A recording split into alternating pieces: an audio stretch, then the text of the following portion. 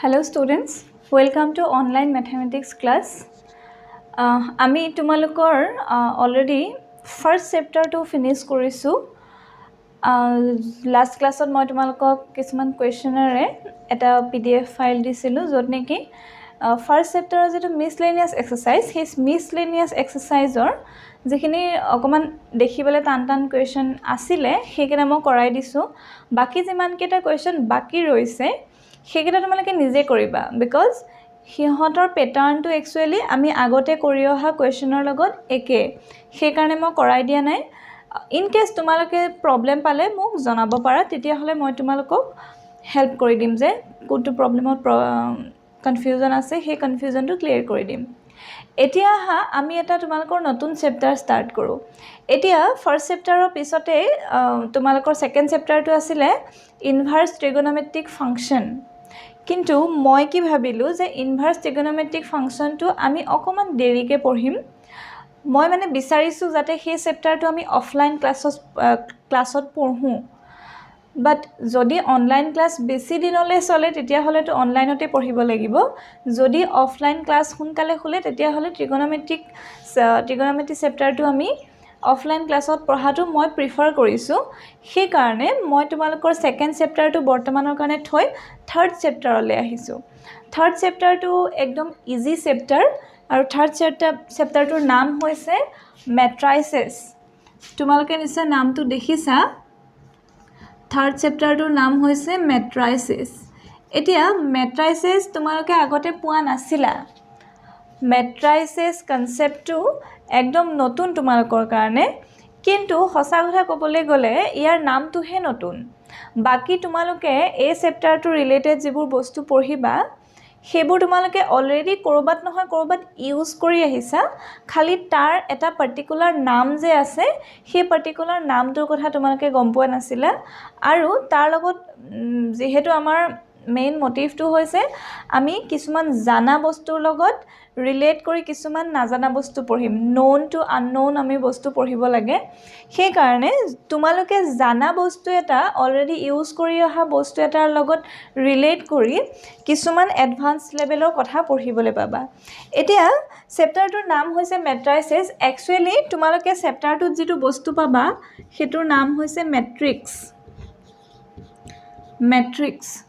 যেনেকে তোমালোকে সেট পাইছা কিবা এটা বস্তু তাৰ নাম সেট আৰু তাক প্লুৰেল নাম্বাৰত কোৱা হয় সেটস ঠিক তেনেকে সেট পাইছা তাক প্লুৰেল নাম্বাৰত কোৱা হয় সেটস আকৌ ফাংশন পাইছা এটা বস্তু আৰু সেই বস্তুটো প্লুৰেল নাম্বাৰত কোৱা হয় ফাংশনস ঠিক তেনেকে ৰিলেশনৰ প্লুৰেল নাম্বাৰ পাইছা তোমালোকে ৰিলেশনস So যেনেকে তোমালোকে সেট টপিক এটা পঢ়িলা ফাংশন এটা টপিক পঢ়িলা ৰিলেশন এটা টপিক পঢ়িলা ঠিক তেনেকে তোমালোকে মেট্ৰিক্স নামৰ টপিক এটা পঢ়িব লাগিব নামটো কি তাৰ নাম হৈছে মেট্ৰিক্স as like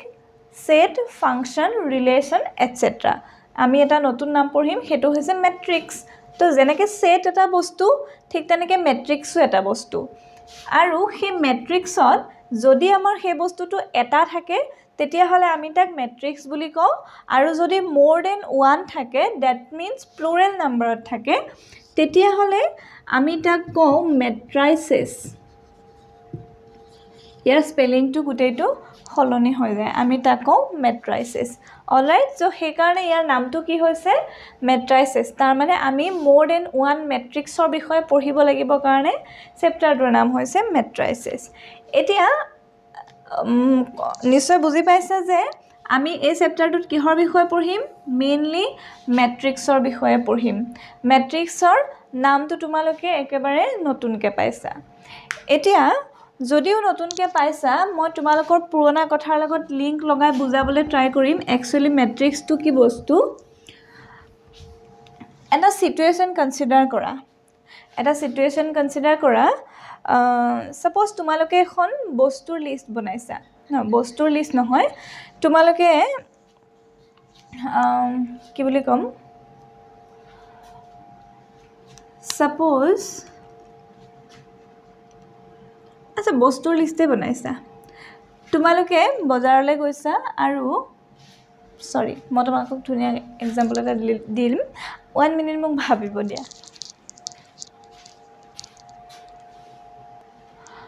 অলৰাইট এটা এক্সাম্পল কনসিডাৰ কৰোঁ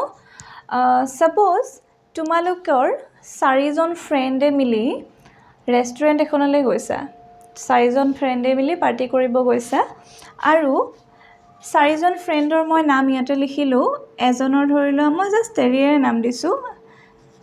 X Y Z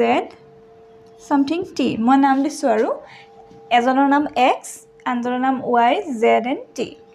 4জনে বজাৰ ৰেষ্টুৰেণ্টলৈ গৈছা আৰু ৰেষ্টুৰেণ্টত তোমালোকে অৰ্ডাৰ কৰিলা প্ৰথমতে ই কি কৰিলে জাষ্ট ইমাজিন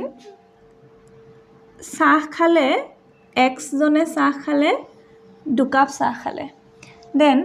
Y জনে 1 কাপ চাহ খালে Z জনে কৈছে নহয় মই 2 কাপ খাম আৰু T জনে কৈছে ময়ো 2 কাপে খাম বাট Y জনে 1 কাপ খালে তাৰ পিছত তোমালোকৰ খাবলৈ মন গ'ল কি খাবলৈ মন যাব ওকে ৰোল খাবলৈ মন গৈছে X এ অকমান বেছিকৈ খাব পাৰে হি সাপোজ 2টা ৰোল খালে Y এও 2টা ৰোল খালে Z এ কৈছে Z একদম পুৰা ভুখা টাইপৰ হি ক'লে মই 3টা ৰোল খাম তাৰ পিছতে T এ খালে 1টা ৰোল নেক্সট বাৰ্গাৰ খাবলৈ মন গ'ল X এ ক'লে মই 1টা বাৰ্গাৰ খাম Y এ ক'লে ময়ো 1টা বাৰ্গাৰ খাম Z এ ক'লে মই 2টা খাম T এ এতিয়ালৈকে কমকৈ খাই আছে গতিকে তাৰ পেটত ঠাই আছে সেইকাৰণে সি ক'লে নাই মই 3টা বাৰ্গাৰ খাম মই ইমাজিনহে কৰিব দিছোঁ যে কোনে কিমান খাব পাৰে আই হেভ নো এনি আইডিয়া এতিয়া ইয়াতে মই কি লিখিছিলোঁ ইয়াতে লিখিছিলোঁ টি ইয়াতে লিখিছিলোঁ ৰোল আৰু ইয়াতে লিখিছিলোঁ বাৰ্গাৰ তোমালোকে কি কি খালা তাৰ এখন লিষ্ট বনাব লাগিব নহয় সেই কাৰণে মানে বিলটো বনাবৰ কাৰণে তোমালোকে সাপোজ ভাবিলা যে আমি যে ইমানখিনি বস্তু খালো ইয়াৰ টোটাল বিল কিমান উঠিলে তাৰ কাৰণে তোমালোকে কি কৰিবা এনেকুৱাকৈ এখন চাৰ্ট বনাবা সাপোজ তোমালোকক কোনোবাই ট্ৰিট দিছিলে তো সেই কাৰণে ওভাৰঅল বিলটো উলিয়াব লাগিব যিজনে তোমালোকক খাবলৈ লৈ গৈছিলে তেওঁকটো বস্তুখিনি দেখুৱাব লাগিব সেই কাৰণে তোমালোকে কি কৰিলা লিষ্ট এখন বনালা যে X এ 2 কাপ চাহ খালে 2টা ৰোল খালে 1টা বাৰ্গাৰ খালে Y 1 কাপ চাহ খালে 2টা ৰোল খালে 1টা বাৰ্গাৰ খালে Z নামৰ ল'ৰাজনে 2 কাপ টি খালে 3টা ৰোল খালে 2টা বাৰ্গাৰ খালে আৰু T এ 2 কাপ চাহ খালে 1টা ৰোল খালে আৰু 3টা বাৰ্গাৰ খালে এই যে লিষ্টখন তোমালোকে বনালা কেনেকৈ বনাইছিলা ধুনীয়াকৈ সিস্টেমেটিক্যালি বনাইছিলা নে এই যে সিস্টেমেটিক্যালি বনাইছা তোমালোকে এটো ধুনীয়া এটা প্যাটাৰ্ন পোৱা নাই নে অকল নাম্বাৰখিনি দেই অকল নিউমাৰিকখিনি চাবা এটো ধুনীয়া এটা প্যাটাৰ্ন পাই গৈছা নে দেখিবলৈ এটো এটা ধুনীয়া প্যাটাৰ্ন হৈ গৈছে এই যে আমি প্যাটাৰ্নটো পালো তোমালোকে অকল নিউমাৰিকখিনি ৰাখা বাকি যিখিনি আছিলে আমাৰ নাম আৰু বস্তুৰ তালিকা সেই তালিকাখিনি আমি নাইকিয়া কৰি দিলো সেইখিনি কথা ভাবিব নালাগে বাকি আমি যে নিউমাৰিকেল যিখিনি লিষ্ট বনাইছিলো এই ধুনীয়াকৈ এটা ৰিপ্ৰেজেন্টেশন হৈ গৈছে দেখিছেনে এটা বক্স টাইপৰ আৰু আমি কি কৰিলো এই ৰিপ্ৰেজেন্টেশনটো ধুনীয়াকৈ এটো থাৰ্ড ব্ৰেকেটৰ ভিতৰত ভৰাই দিলো এই যে ৰিপ্ৰেজেন্টেশন এটা পালো নাম্বাৰৰ ৰিপ্ৰেজেন্টেশন এটা যে পালো ইয়াকে কি বুলি কোৱা হয় জানানে ইয়াকে এটা নাম দিয়া হয় আৰু সেই নামটো হৈছে ম্যাট্ৰিক্স তাৰ মানে আমি ইয়াতে নাম্বাৰ কেটাৰ যে এটা পাৰ্টিকুলাৰ ৰিপ্ৰেজেন্টেশন পাইছো যে 2 টু এখিনতে লিখিছো তাৰ পিছত এনেকুৱা 2 1 1 2 1 2 3 2 ইয়াতে কি হৈছে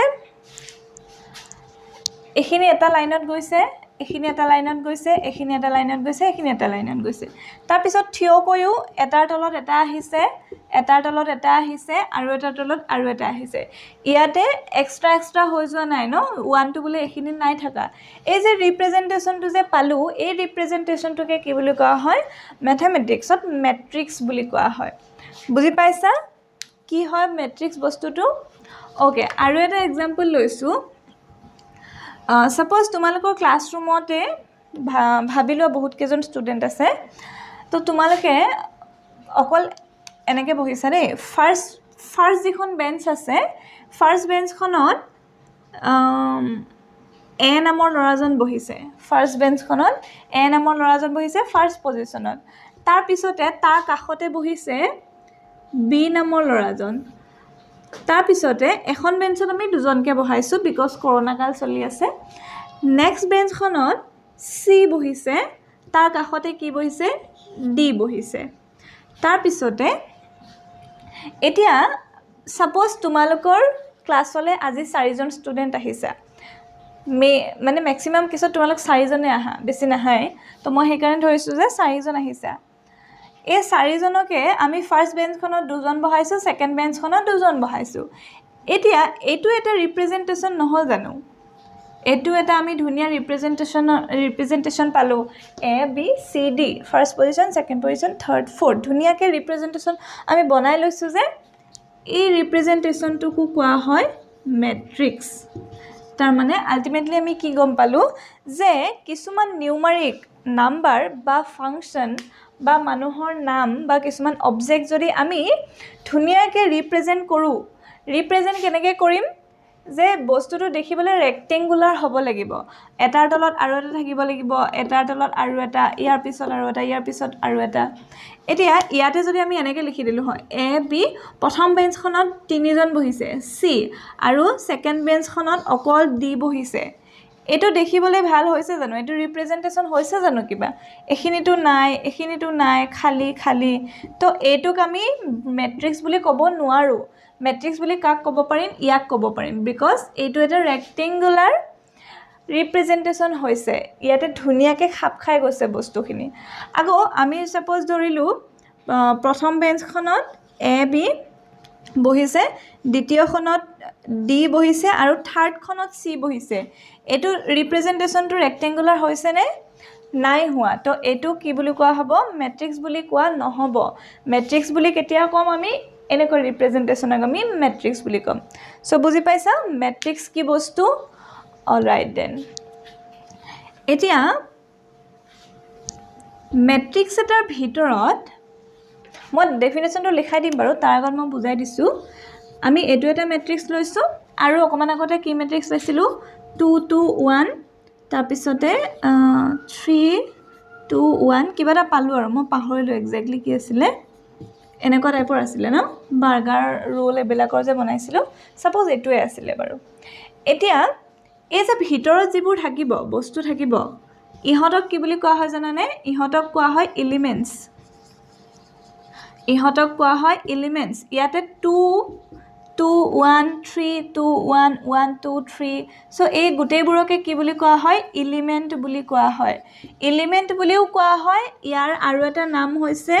সেইটো হৈছে এন্ট্ৰি বুলিও কোৱা হয় মনত থাকিব যে মেট্ৰিক্স এটাৰ ভিতৰত যিবোৰ বস্তু থাকিব সেই বস্তুবোৰক এটা এটা কি বুলি কোৱা হয় এলিমেণ্ট বা এন্ট্ৰি বুলি কোৱা হয় যেনেকৈ সেটত এলিমেণ্ট থাকে ঠিক তেনেকৈ মেট্ৰিক্সতো এলিমেণ্ট থাকে অলৰাইট তাৰপিছতে আৰু এটা কথা মন কৰা ইয়াতে যিবোৰ আমাৰ হৰাইজণ্টেল লাইন থাকিব হৰাইজণ্টেলি থাকিব সিহঁতক কোৱা হয় ৰ আমি যে অসমীয়াত শাৰী বুলি কওঁ লাইন বুলি কওঁ ছাপ'জ এইটো এটা লাইন তো এইটো এনেকৈ হৰাইজণ্টেলি আছেনে এক্স এক্সিছৰ নিচিনাকৈ তো ইহঁতক কি বুলি কোৱা হয় ইহঁতক কোৱা হয় ৰ আৰু ৰ এইটো হৈছে 1 এইটো ৰ নহ'ব আৰু অ' হ'ব ৰ 1 এইটো কি হৈছে এইটো হৈছে ৰ 2 আৰু এইটো হৈছে ৰ 3 গম পালানে ইয়াতে কেইটা লাইন আছে এটা লাইন দুটা লাইন তিনিটা লাইন সেইকাৰণে ৰ 1 ৰ 2 ৰ 3 ঠিক তেনেকৈ ইয়াতে কেইটা লাইন আছে ইয়াতে আমাৰ প্ৰথম এটা লাইন আছে এইটো হ'ব ৰ 1 আৰু এ চি ডি থকা লাইনটো কি হ'ব এইটো হ'ব ৰ 2 আকৌ আমি থিয় কৰিও চাব পাৰোঁ থিয়কৈ 2 3 1 2 2 2 1 1 3 এনেকৈ ধুনীয়া ৰিপ্ৰেজেণ্টেশ্যন এটা হৈ আছে যে তো এই যে থিয়কৈ যে আছে থিয়কৈ থকাটোক কোৱা হয় কলিউম থিয়কৈ থকাটোক কি বুলি কোৱা হয় থিয়কৈ থকাটোক কোৱা হয় কলিউম চ' এইটো হ'ব কলিউম 1 এইটো হ'ব কলিউম 2 আৰু এইটো হ'ব কলিউম 3 ঠিক তেনেকৈ এইটো হ'ব কলিউম 1 আৰু এইটো হ'ব কলিউম 2 বুজি পাইছানে কলিউম 1 আৰু কলিউম 2 কলিউম 3 কেনেকৈ আমি লিখিম তাৰপিছতে ৰ কেনেকৈ লিখিম বুজি পাইছা অল ৰাইট দেন আমি এতিয়া ফাংচনৰ ফাংচনহে আহি গৈছে পঢ়ি থাকোঁতে মেট্ৰিক্স এটাৰ ডেফিনেশ্যনটো লিখিব পৰাকৈ এলিজিবল হৈ গৈছোঁ অল ৰাইট মেট্ৰিক্সৰ ডেফিনেশ্যনটো বাৰু মই দিম তোমালোকক একচুৱেলি ইয়াতে নিলিখোঁ মই ভিডিঅ'টোৰ লগতে PDF এটা দি দিম PDFতে তোমালোকৰ ডেফিনেশ্যনকেইটা লিখি দিম এতিয়া মেট্ৰিক্সটোতো গম পালা চ' মেট্ৰিক্সৰ আমি এক্সাম্পল ল'ব পাৰোঁনে যিকোনো এক্সাম্পল হ'ব পাৰে ছাপ'জ 1 0 2 3 2 1 1 1 1 আমি যদি ইহঁতক থাৰ্ড ব্ৰেকেটত এনেকৈ ভৰাই দিওঁ তেতিয়াহ'লে কি হ'ব এইটো এটা মেট্ৰিক্স হ'ব ইয়াতে চোৱা প্ৰথম লাইনত যদি তিনিটা এলিমেণ্ট থাকে দ্বিতীয় লাইনতো তিনিটা এলিমেণ্ট থাকিব লাগিব আৰু তৃতীয় লাইনতো তিনিটা এলিমেণ্ট থাকিব লাগিব ঠিক তেনেকৈ প্ৰথম কলিউমত যদি তিনিটা এলিমেণ্ট থাকে দ্বিতীয় কলিউমতো তিনিটা এলিমেণ্ট থাকিব লাগিব আৰু তৃতীয় কলমতো তিনিটা এলিমেণ্ট থাকিব লাগিব তাৰ মানে প্ৰথম শাৰীটোত যিমানকেইটা এলিমেণ্ট থাকে তাৰ পিছৰ শাৰীকেইটাতো সিমানটা এলিমেণ্ট থাকিব কিমানটা শাৰী থাকিব সেইটো মেটাৰ নকৰে বাট প্ৰথম শাৰীটোত যিমানকেইটা এলিমেণ্ট থাকিব যদি সেকেন্ড শাৰী এটা থাকে তাতো সিমানে এলিমেণ্ট থাকিব লাগিব আকৌ যদি প্ৰথম কলিউমটোত যিমানটা এলিমেণ্ট থাকে সেকেন্ডটোতো সিমানে থাকিব লাগিব কম বেছি হ'লে সেইটো মেট্ৰিক্স নহ'ব ওকে সো আমি আৰু মেট্ৰিক্সৰ ডেফিনেশ্যন এৰি ল'ব পাৰিম ধৰিলা x y z a b c এইটো এটা মেট্ৰিক্স হৈ গ'ল তাৰপিছতে ইয়াতে মই লিখিলোঁ সাপোজ কাৰোবাৰ নাম লিখিছোঁ সুনিতা ডৰিন সানিয়া সুজাতা মই ইহঁতৰ নাম লিখিলোঁ প্ৰথম লাইনত দুজনী ছোৱালীৰ নাম আছে এণ্ড সেকেন্ড লাইনতো দুজনী ছোৱালীৰ নাম আছে প্ৰথম কলিউমতো দুজনী ছোৱালী আছে আৰু সেকেন্ড কলিউমতো দুজনী ছোৱালী আছে দেয়াৰফৰ এই তোমাৰ ৰিপ্ৰেজেন্টেশনটো কি বুলি কোৱা হ'ব মেট্ৰিক্স বুলি কোৱা হ'ব ওকে এতিয়া আমি মেট্ৰিক্স ৰিলেটেড আৰু এটা কথা পঢ়িব লাগে হেতু হৈছে ইয়াতে কিমানটা শাৰী আছে এই মেট্ৰিক্সটোত শাৰী আছে মানে ৰ কেইটা আছে এটা দুটা আছে হয়নে এটো হৈছে ৰ 1 এটো হৈছে ৰ 2 ঠিক তেনেকৈ কলিউম কেইটা আছে এটো হৈছে কলিউম 1 আৰু এটো হৈছে কলিউম 2 এই গোটেইটো কলিউম 1 কলিউম 2 সো ইয়াতে ৰ কিমানটা পালো আমি শাৰী কেইটা পালো শাৰী পালো আমি দুটা আকৌ কলিউম কেইটা পালো কলিউমো পালো দুটা সো আমি মেট্ৰিক্স এটা লিখোতে সদায় তলত এই নাম্বাৰটো লিখি দিব লাগে নাম্বাৰটো আমি কি লিখিলো প্ৰথমতে লিখিলো নাম্বাৰ অফ ৰ কিমানটা শাৰী আছে কিমানটা ৰ আছে আমি হেতু লিখিছো তাৰ পিছত মাল্টিপ্লিকেশন চিন দিবা আৰু তাৰ পিছত আমি কিমানটা কলিউম আছে হেতু লিখিছো বাট ইয়াক আমি পঢ়োতে 2 মাল্টিপ্লিকেশন বাই 2 নিলিখো নপঢ়ো আমি ইয়াক পঢ়োতে কি বুলি পঢ়িম জানানে 2 বাই 2 বুলি পঢ়িম ঠিক তেনেকৈ এটো এটা মেট্ৰিক্সত ইয়াতে কেইটা ৰ আছে 1 2 3 তিনিটা ৰ আছে ঠিক তেনেকৈ কলিউম আছে 1 2 3 সো আমি দিম ক্ৰস 3 ইয়াতে কিমানটা ৰ আছে ৰটো হৈছে এই প্ৰথমতে লিখিম আমি তাৰ পিছত কলিউম লিখিম আৰু আমি ইয়াক পঢ়িম 3 বাই 3 ইয়াতে কেইটা তোমাৰ ৰ আছে ইয়াতে ৰ আছে এটা দুটা ক্ৰস কলিউম কেইটা আছে এটা দুটা তিনটা 3 দ্যাট মিন্স আমি মেট্ৰিক্সটোত ইয়াতে কি বুলি লিখিম 2 বাই 3 2 মানে হৈছে তাত শাৰী আছে দুটা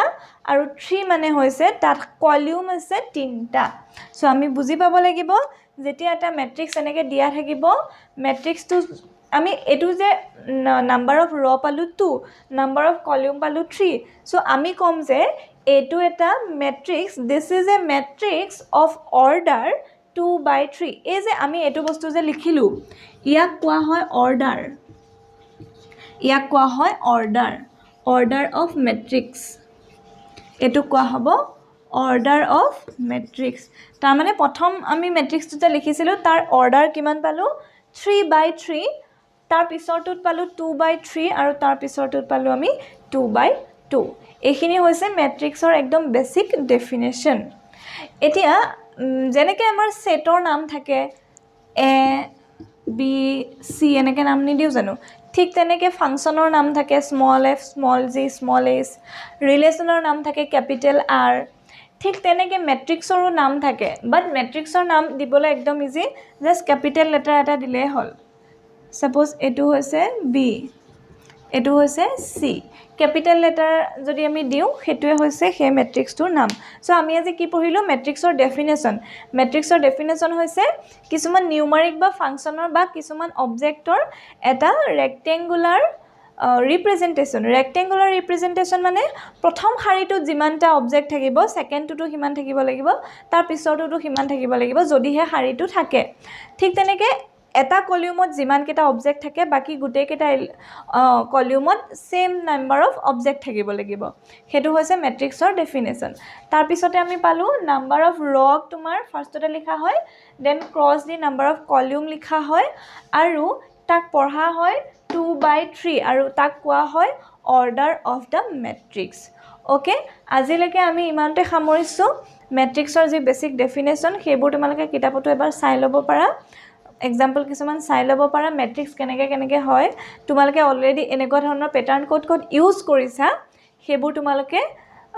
মানে মন কৰিব পাৰা অকমান নিজে ষ্টাডি কৰিব পাৰা বাকি নেক্সট ক্লাছত আমি ইয়াৰ বিষয়ে বেছিকৈ পঢ়িম ওকে থ্যাংক ইউ